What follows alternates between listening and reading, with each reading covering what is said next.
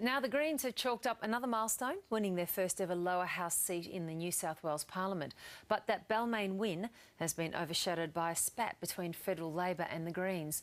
For the latest on the party's fortunes, Jamie Parker joins you now. Jamie's the new member for Balmain and he's with us from Sydney. Jamie Parker, good morning and congratulations. Good morning, thank you. Took a while for this win to get through, so it was a tight battle, wasn't it?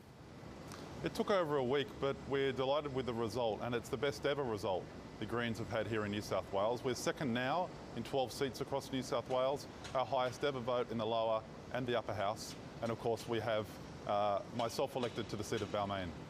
Except despite the way you painted in terms of a great success, it's only one seat in the lower house. Your party had great ambitions of achieving more than this. What happened, do you think? Well, we've had our best ever result, so I don't think we should be critical of that. But obviously the election was very hard fought, and it's a matter of us building slowly and methodically. And the achievement that we received in this election is a credit to everyone who's looking for the environment and social justice to be at the centre of politics and not just an afterthought. Although, of course, the government had a crushing win in this election.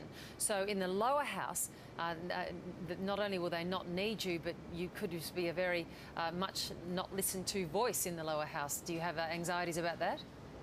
No, in fact, I think the opposite will be true. I think that the community of Balmain is incredibly active and vocal, and I'll be working with them, with the government, with the opposition, to make sure that the positive agenda that we have, the values and principles of the local community, are expressed really strongly in Parliament. And we have merit on our side with so many of the arguments that we're putting forward about transport, about reforming the planning system, and about health. So I'm confident that we'll make a very significant difference. How much responsibility do you think the Greens should take for the possible election of Pauline Hanson to the upper house? Well, none, because the Labor Party is going around with their disingenuous campaign about preferences. The facts are this: Labor Party had 9 people elected in the upper house in 2007, and this election they may only have 5, and that's opened the door for Pauline Hanson.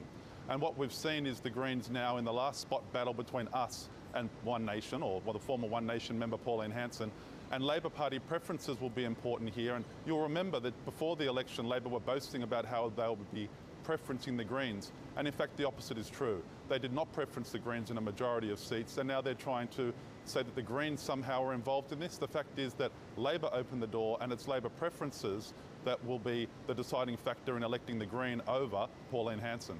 So you don't in any way accept the criticism that's been made by Anthony Albanese that because of your failure to do a preference swapping deal with Labor in the upper house, that's brought about this situation. You're saying it's entirely the Labor Party's fault? Well, the facts demonstrate that his claims are ridiculous. The facts are very clear. But you didn't do the swapping deal, did you? No, we did not. But the Labor preferences... So you were one party to the agreement. It's 2 to tango, right?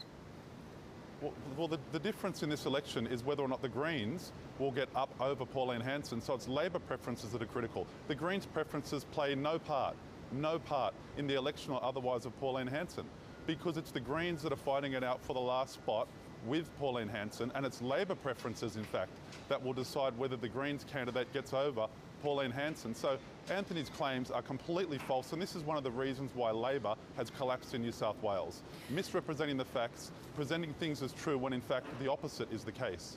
The new Greens senator, of course, in federal politics, Lee Rhiannon, comes from the New South Wales Greens. Is her view on Israel and her desire for a boycott, is that representative of the broader New South Wales Greens position, and do you share that view?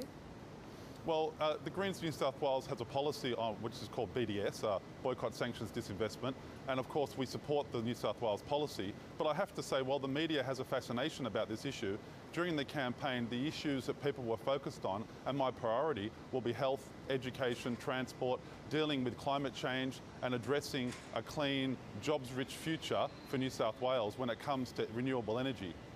And what do you say to the accusation that's been made about you in The Australian today, that the comments that you made in New Matilda magazine, where you suggested that the Greens' support for that policy had made Jewish people unreasonable, and while even progressive Jews had failed to have a moderate response, those Jews provide cover for extreme actions if they occur? That's been criticised as being rather inflammatory remarks during the election campaign. What's your response to that? Well, that's not the language that I use, but the intent of my comments Hang on, still stand. let's just clarify that first of all, though. That's an important point. Are you saying you were misquoted?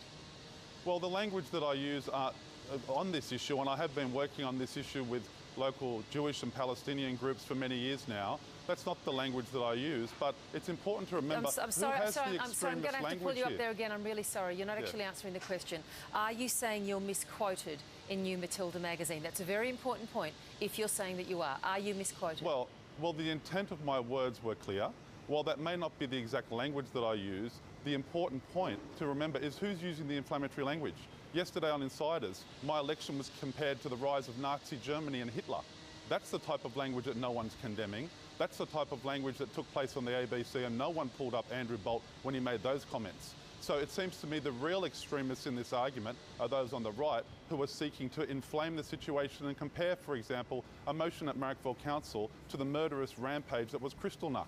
And what I've done is call on all parties, and I've been disappointed that people haven't done this, to speak against this type of inflammatory language, comparing concerns for a just and peace outcome in Palestine to Hitlerism, the Nazis and Kristallnacht.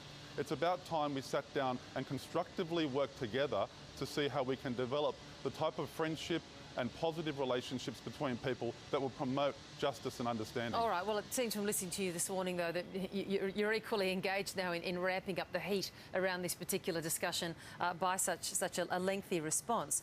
I guess the question still remains for you, though, about whether, on reflection, you believe that's a useful way to keep this conversation going about some kind of boycott, using the kind of language that you say. I guess you're suggesting you were misquoted, but using similar language to that. On reflection, do you think that was helpful? Well, you were the one that asked me the question about it, so you've raised the issue again, and I'm happy to respond and set the record straight. And my record on working with the Jewish community and those that support a just outcome in Palestine is very clear.